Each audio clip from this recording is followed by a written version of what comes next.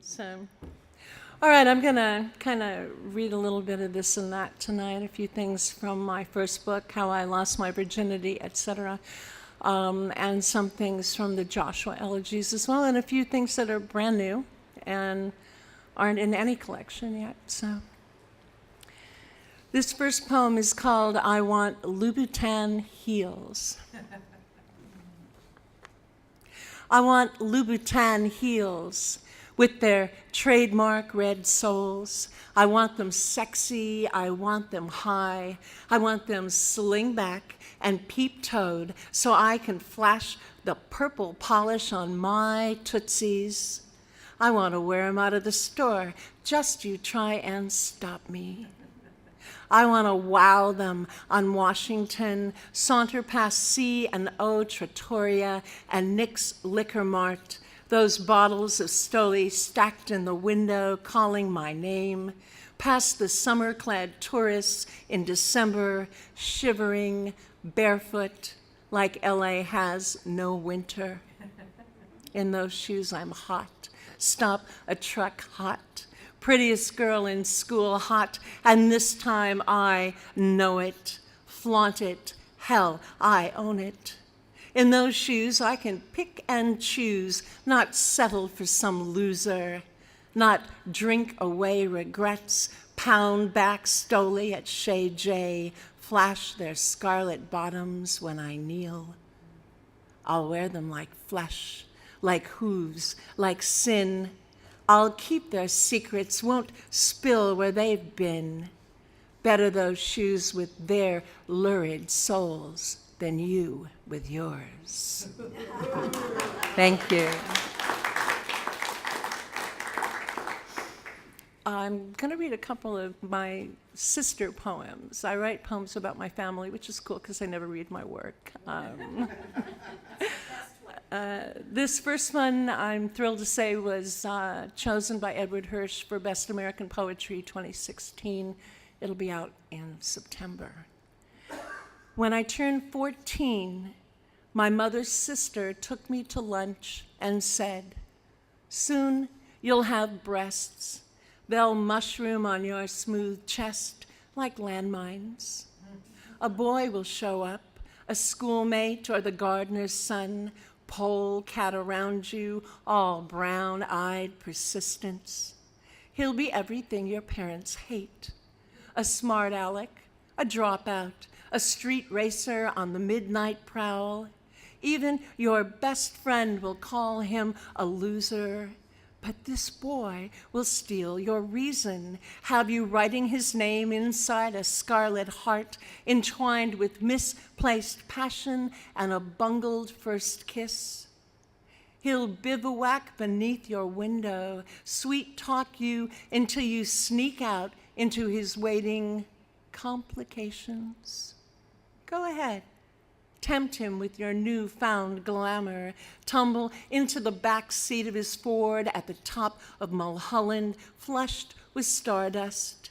His mouth in a death clamp on your nipple. His worshipful fingers scatting sacraments on your clit. Soon, he will deceive you with your younger sister, the girl who once loved you most in the world. Thank you.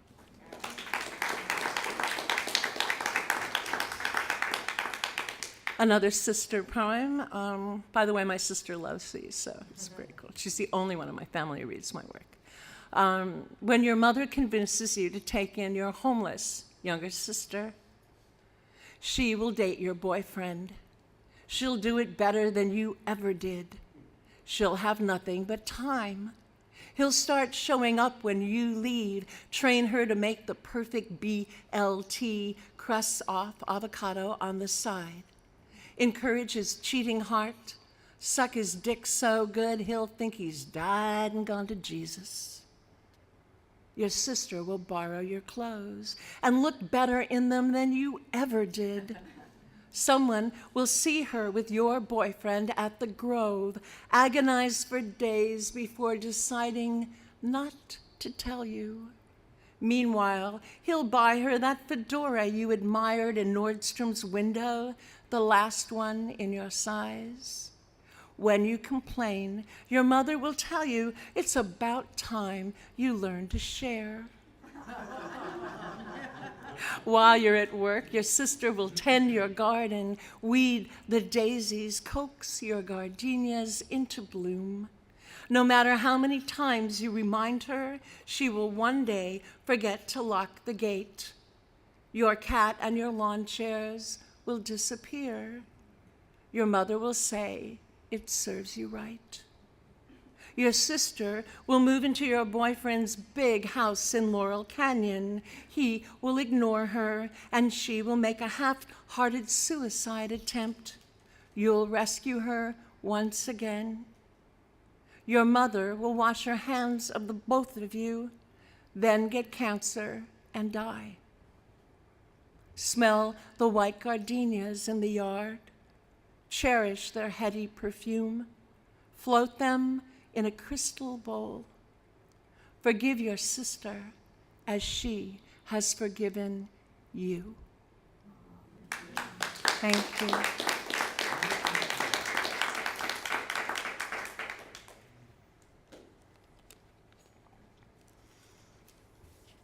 This one was just published in the San Pedro River Review.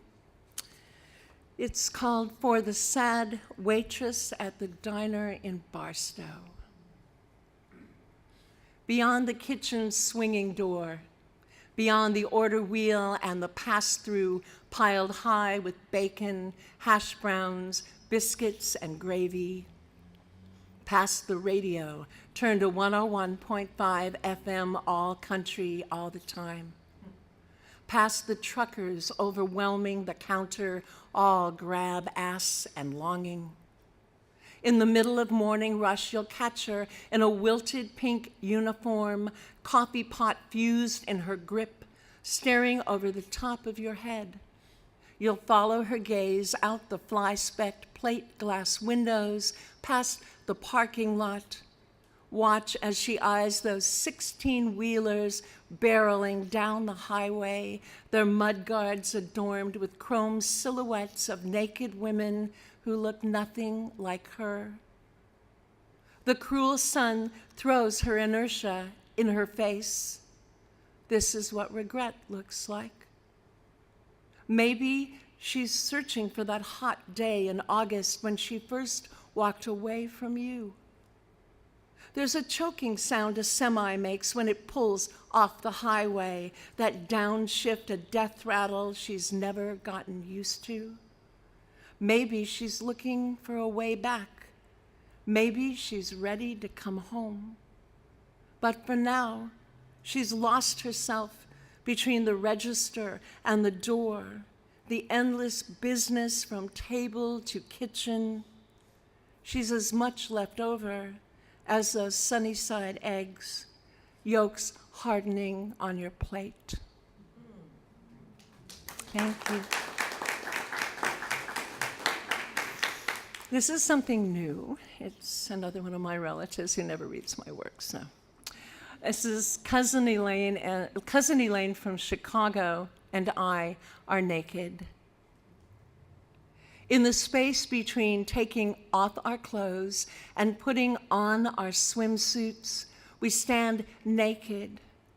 My chest is flat as a board.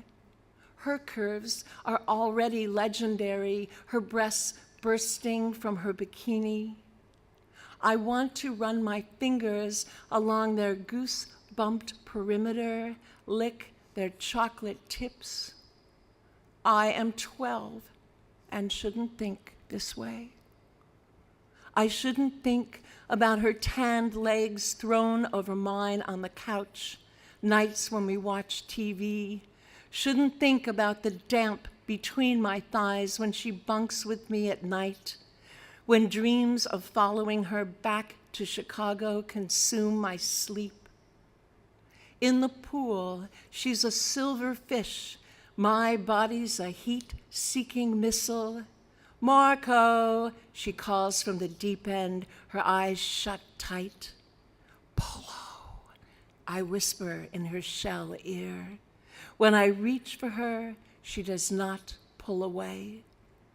When she kisses me open-mouthed, I pull the string on her bikini, free her breasts, bury my lips between them. When I speak of this day in our far-off future, she'll say, it never happened, swear it was all a dream. This is from State of Grace, the Joshua Elegies. My only child, my son Josh, died at the age of 26 from a epithelioid sarcoma, a very rare and always fatal cancer. And that's the book I wrote for him. It came out last October. And this one was in Rattle. It's called Over It. Now the splinter-sized dagger that jabs at my heart has lodged itself in my aorta. I can't worry it anymore. I liked the pain, the dig of remembering, the way if I moved the dagger just so, I could see his face, jiggle the hilt, and hear his voice clearly. A kind of music played on my bones and memory, complete with the hip-hop beat of his defunct heart. Now what am I supposed to do? I am disinclined toward rehab, prefer the steady jab, jab, jab. That reminds me I'm still living. 2 weeks after he died, a friend asked if I was over it, as if my son's death was something to get through like the flu. Now it's past the 5-year slot. Maybe I'm okay that he isn't anymore, maybe not. These days I am an open wound, cry easily, need an arm to lean on. You know what I want? I want to ask my friend how her only daughter is doing, and for one moment I want her to tell me she's dead, so I can ask my friend if she's over it yet. I really want to know. Thank you.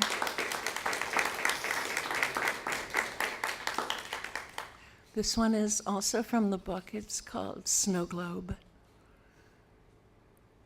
Despair arrived, disguised as 9 pounds of ashes in a velvet bag, worried so often between my fingers that wear marks now stain the fabric. Is it wrong to sift the remains of my dead son, bring my ashen fingers to my forehead, make the mark of the penitent above my eyes? His eyes, the brown of mine, the smooth of his skin like mine. Unless I look in the mirror, I can't see him.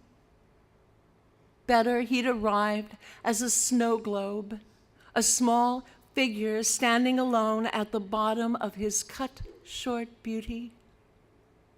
Give him a shake and watch his life float by. Thank you.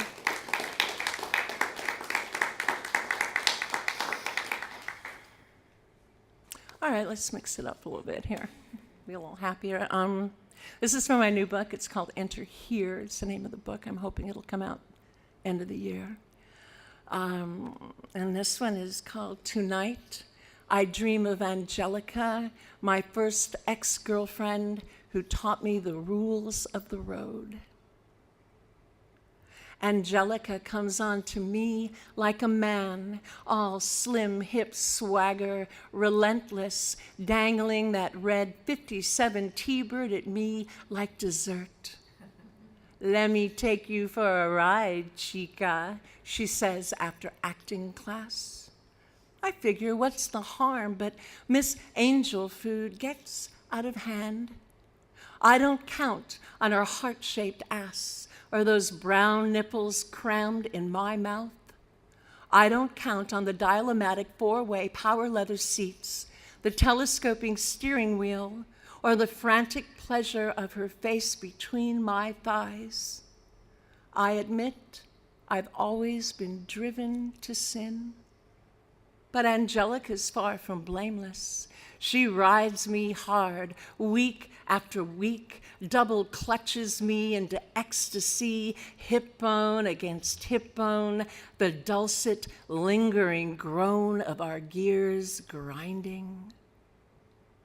When I confess the affair to my boyfriend, he jacks himself off in the galley kitchen, comes all over his unattainable fantasies.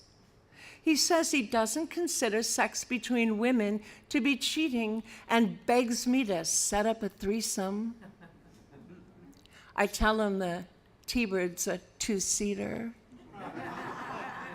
and watch his face fall. I could end it, but why? All I can say is I want her for myself. All I can say is I'm a die-hard romantic. Anyone I do for love. Thank you.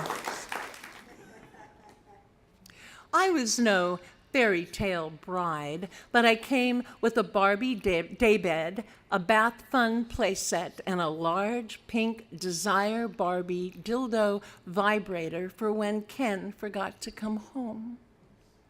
But he couldn't keep it out of his Ken fashionista trousers. He parked his glam convertible with silver rims in Skipper's driveway, stashed his GPS in her long and short of it pants. Then he drove out of her dinner date playset and back to our Barbie dream house, packed a few things in my store-it-all carrying case, and dropped me off at the Barbie Grand Hotel like I was so much Euro trash.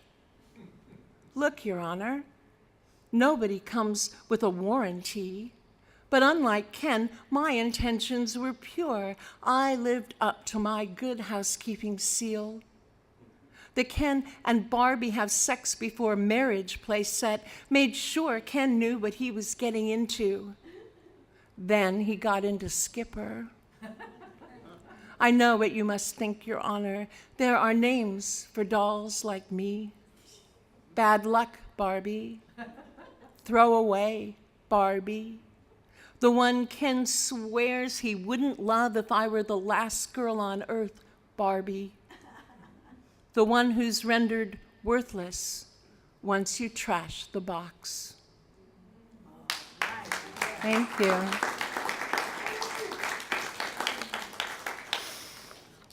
This one is an ekphrastic poem that I wrote for Edward Hopper's painting Morning Sun, 1952. It's called White Flag. No one paints loneliness like he does. Those half-clad women by the bed, on the floor, hunched over, staring out the window, in profile or from behind. Always clean lines, such worshipful light. The gas station in the middle of nowhere, estranged couples on the bright lit porch after dark. Even the boats sail alone. And the diners, the hatted strangers coming onto a red hand, a moody blonde, all of them losers, all of them desperate for a second chance. This morning, the sunlight pried open my eyes, flooded our bedroom walls. I sat alone, in profile, on our bed, in a pink chemise, knees drawn up, arms crossed over my calves, staring out the window, desperate for you. No one paints loneliness like Edward Hopper paints me, missing you. Apologies on my lips. Come back, stand below my window, watch me beg for a second chance. Downturned mouth, sad eyes, parted knees, open thighs. That famous shaft of Hopper light, a white flag, if only you could see. Thank you.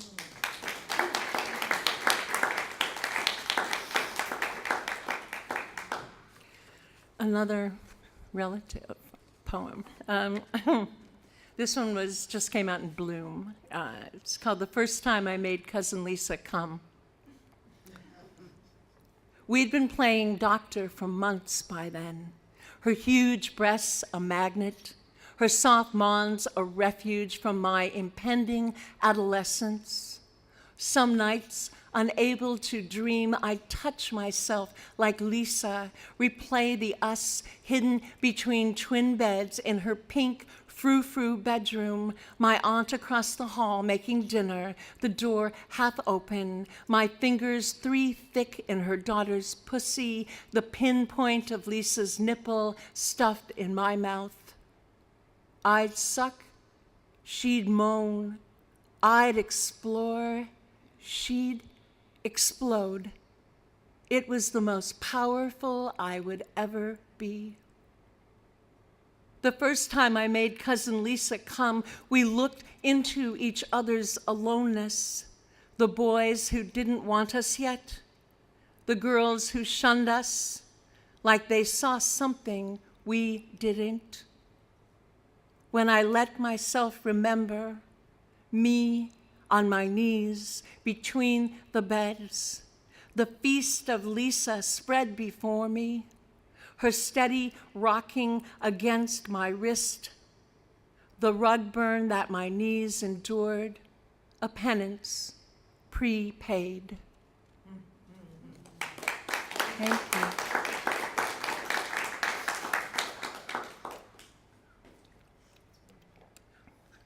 This is something recent. It's going to be in Literary Mama in January. It's called Unsolicited Advice to a Facebook Mom. Stop, excuse me, stop plastering the site with photos of your strapping boy on the cliff of manhood, pitching a no-hitter, practicing guitar.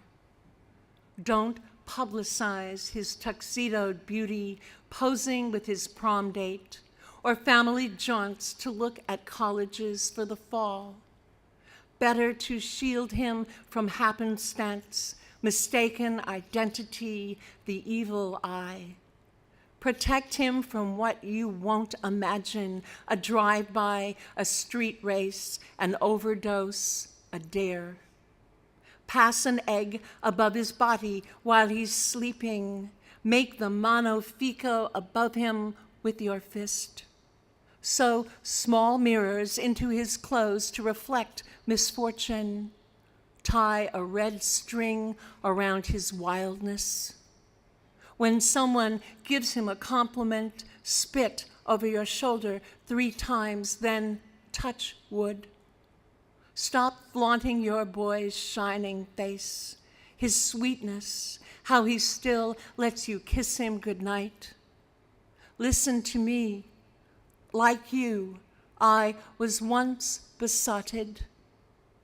Don't tempt the gods. Spit over your shoulder 3 times, then touch wood. Stop flaunting your boy's shining face, his sweetness, how he still lets you kiss him goodnight. Listen to me. Like you, I was once besotted. Don't tempt the gods. This one is called Cruel Choices. When my husband's 2 grown daughters are in town, the 3 of them go to the movies or play pool, share dinner every night, stay out late. I haven't seen my stepdaughters since my son's funeral in 2007.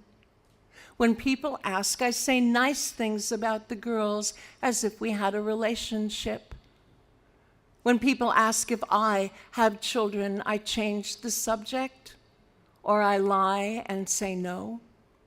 Or sometimes I put them on the spot and tell them yes, but he died. Then they look aghast and want to know what happened. Then I have to tell them about the cancer. Sometimes when the older daughter, his favorite, is in town, and she and my husband are out together night after night. I wonder what it would be like if that was me and my boy, if life were fair, and rather than my husband having 2 children and I none, we each had 1 living child, his choice which one to keep. Lately, when people ask, I want to say, yes, my son is a basketball coach.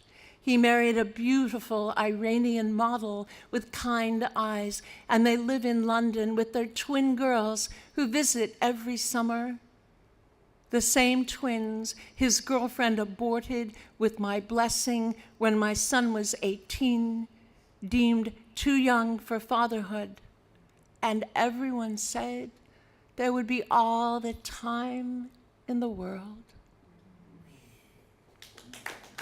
Thank you.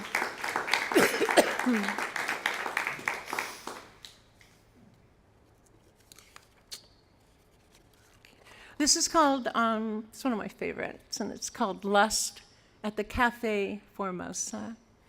This is in my first book, How I Lost My Virginity. Once at the Cafe Formosa in LA, I saw the most beautiful girl. And the best part was, you could see she didn't know it yet. Didn't know how anxiously her nipples strained against her shirt, or that the endless legs and slow-eyed gaze were worth $1 million to someone. She was a sway in the wind willow, her skin the pale of vanilla ice cream, her hair all shiny black, straight like an Asian girl's, thick as a mop. She was maybe 17, on the brink, so ripe, sex exuded from her pores. She leaned against the jukebox, fingering those quarters in her shorts pocket so they jingled like Christmas. The fabric between her thighs stretched to bursting. When her food arrived, the girl unwrapped the chopsticks, lifted Kung Pao chicken to her mouth, inhaled the spicy morsels. A long, sauce-slicked noodle played with her lips, and I longed to lick it off. I'd been alone 4 years by then, so used to it, even the longing had long departed. Then she showed up, all fresh-spangled, clueless. If I didn't walk out then, I never would. Elvis was crooning, "Don't be cruel," but I knew she would be. Girls like her can't help it. Thank you.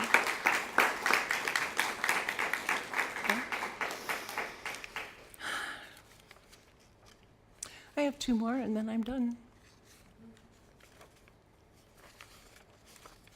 This is from Junkie Wife.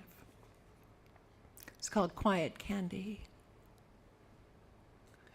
After you kicked me out and moved Vicky in, I spilled my guts to the Armenian drug dealer at the Glendale Galleria. He told me he'd fix my Porsche, pay off my credit cards, keep me in cashmere and coke if I let him. He dressed me in silk that grazed my ass, said he liked the whiteness of my thighs, said if I were his, he'd keep me out of the sun. There I was, strung out on dope, all lanky, white-skinned need. The Armenian drug dealer bought me 4-inch Louboutins and a leash, bought me a Stetson to shade my face. I let him move me into his condo in Glendale. The Armenian drug dealer liked to drive the freeways, had business in San Diego and Oceanside and San Juan Capistrano, liked the top down on the Beamer, liked the way my hair whipped in the wind. He liked fucking me in his 3-car garage pinned against the hood. He could do it for hours when I'd let him. The Armenian drug dealer liked candy on his arm, quiet Candy who was loud in the bedroom. He liked my ass raised on a pillow, legs spread like a gull-wing Mercedes. I let him do anything he wanted. He wanted me to tell him about you. I told the Armenian drug dealer how you wrapped Vicky in my mother's shawl, how you gave her my grandmother's amethyst ring, how you used a rifle to make your point, how you could only come if you tied me up, how you papered our bedroom with lies. The Armenian drug dealer wanted to storm your house, wanted to tie you up with the same ropes you used on me, wanted to rip my mother's shawl from Vicky's shoulders, wanted to take the rifle out of your hands, wanted to bring back my grandmother's amethyst ring. So I let him. Thank you. I'm going to have one more. Just wanted to say that I'd be happy to sign my books to you tonight. I have them both, and that'd be great. So I'll be around. Thank you. This last one I was thrilled to have accepted for Askew, Marcia and Phil's fabulous publication that I really wanted to be in. So I was very grateful. Thank you. And it was written for my really close friend, Susan Hayden, whose husband died in an avalanche quite unexpectedly about 8 years ago. And it's called Years and Years Later, I Am Still Not That Girl Laughing. Monday, all that green-eyed sorrow spilling out like a landslide. Tuesday, inside our last time, you looked my way. I took off my shirt, pressed my tits against the glass. Wednesday, the snow ghosts shush in my dreams, a dirge. Thursday, the phone rings, the waitresses add up. I sit on the counter, skirt hiked high, like one of those girls who even now keeps calling and calling. Friday, too many people loved you. Saturday, I spend it not mourning you. The way you avalanched downhill into oblivion, oblivious. Sunday, I don't know how you get up in the morning, you said to me after you died. Thank you. Thank you very much.